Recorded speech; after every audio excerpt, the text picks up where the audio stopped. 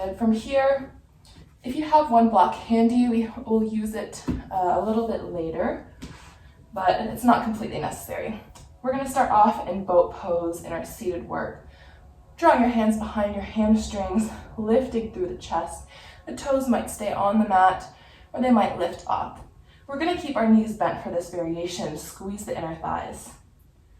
From here, you might support yourself with your fingertips on the floor or palms on the floor.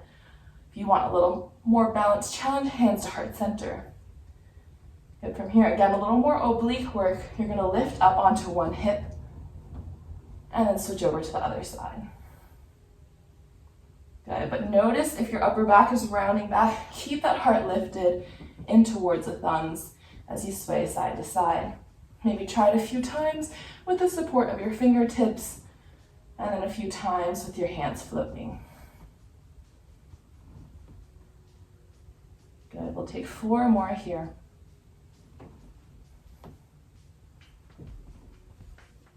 Last one. Good, pause through center, lift a little more, and then release your feet down. And send your fingertips forward, knees will stay bent. As you exhale, draw your belly in towards your spine to round, one vertebrae at a time. Keeping the big toes pressing down, inner thighs active, releasing your arms overhead at the bottom. Take a moment. You might stretch your legs out as well, get a little full body stretch. And then exhaling, drawing the knees back in.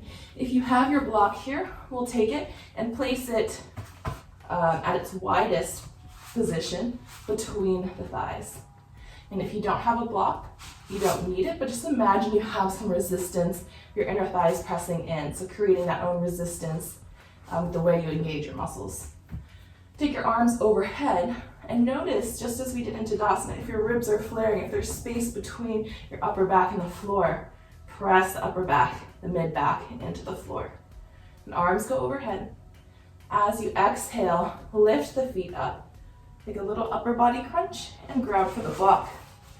Press the block between your palms, creating that resistance there, and then release your feet down, arms overhead. And the arms aren't going all the way towards the floor, just keeping the shoulders locked into place so that you're not overextending through the spine and you're really isolating that movement just for the shoulders. It's just passing that block back and forth.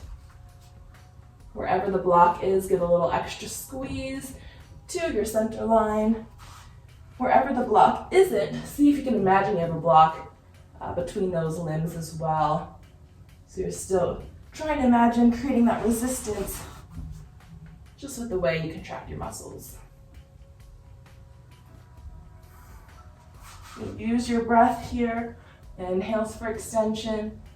Exhale, round in, belly to spine.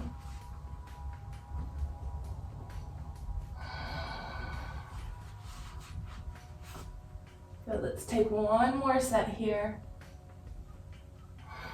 We're going to end with the block between our thighs.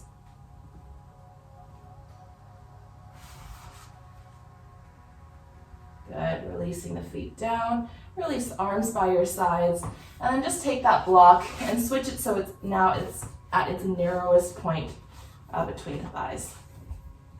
And press down through your palms, engage the belly, and then float those feet off. Again, block is not necessary here, just squeeze your inner thighs together.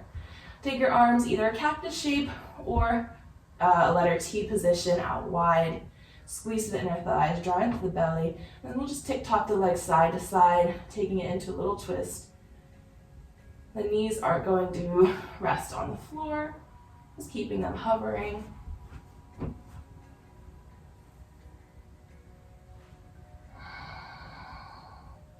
And imagine that you're feeling that opposite hip being pulled down to come back through center.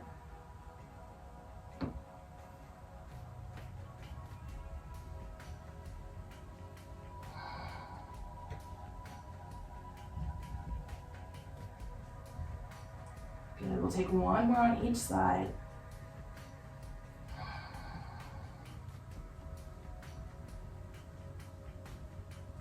Good. last thing with the block here, if you have it, we're going to take the block on our right thigh and press our left elbow in towards it. If you don't have a block, you can try to reach your left elbow with your right thigh. If it doesn't reach, then just keep it hovering apart. So we're finding that twist, left shoulder blade off the mat, right shoulder blade as high up as you can get. Flex the left foot, point it straight up towards the ceiling. Then as you exhale, lower as much as you can without your low back coming off of the floor. Inhale, rise it up. Exhale, releasing down. Again, you shouldn't feel your low back popping up. Maybe take it down a little less. 2 more times. Keep pressing the elbow and the thigh into the block. The stronger you create that contraction, the more work you'll get out of this. And then little pulses, just 10.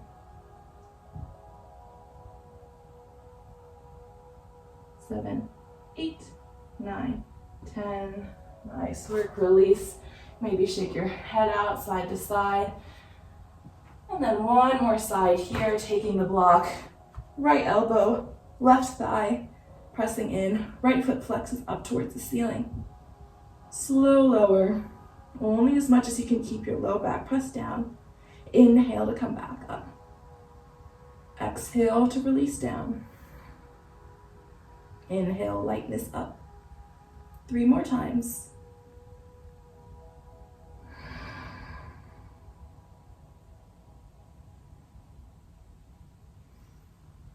Last one, exhale. Inhale up, then pulses, just 10. 1, 2, 3, 4, 5, 6, 7, 8, 9, 10. Good, hug your knees in towards your chest. Release the block off to the side. Take a moment, feeling your tailbone, back of the head grounded, whole spine supported. And really allow expansion of your belly into your thighs, and compression of your thighs down into your belly. Good. Last bit of work here. Placing your feet down, we're finding a bridge pose. Slow roll up. So this is tucking from the tailbone first. Low back, mid back, upper back. And pressing up, you might wiggle your shoulders just a bit underneath you. Rather than a big arch through the spine, think of a little more of a long spine, sending your hips, your tailbone straight towards your knees. So a little more of engagement through the front hip bones, drawing in towards each other rather than a big back bend. Ribs are knitted in towards each other. Press down through your heels, connect to your inner arches. As you exhale, see if you can float your right foot off, and then release it down. Inhale. Exhale, left foot floats off and down. Good, side to side here at your own pace. As a little movement, as little change to the hips as possible. Try not to shift side to side, up and down. We're really pressing down through whatever heel is contact with the earth.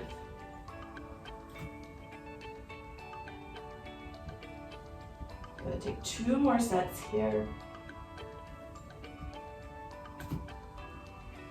Keep those hips lifted, tail reaching long.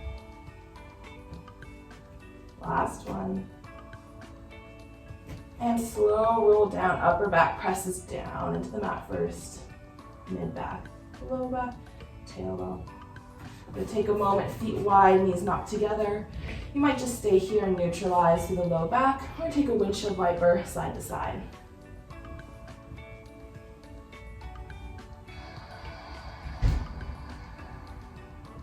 And then coming back through center, bring your soles of your feet to touch, knees out wide into Supta Baddha Konasana. Your hands might just rest on your thighs, or take one hand to your belly, one hand to your chest, and start to slow down the breaths. 5 rounds of Dirga breath, inhaling belly, ribs, chest. Exhale from your chest, ribs, belly. Again, belly, ribs, chest. Exhale, chest, ribs, belly. 3 more rounds on your own.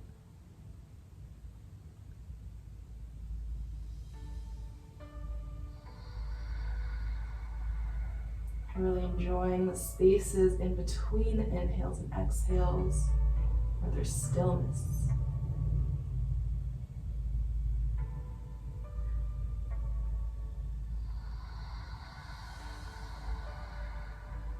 And one more.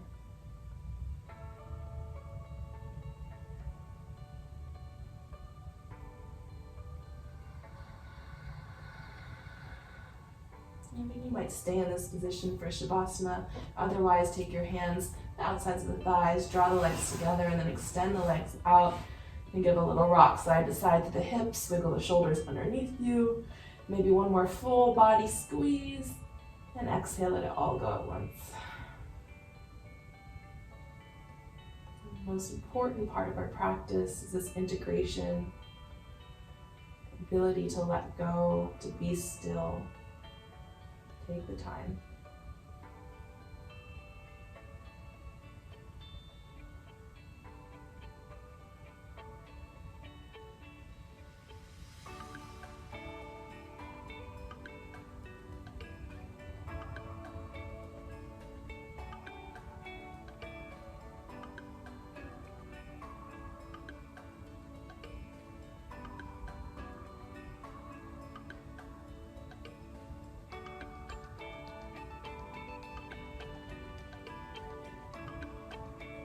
Stay here as long as you can. If you wish to be guided out, begin to deepen your breath.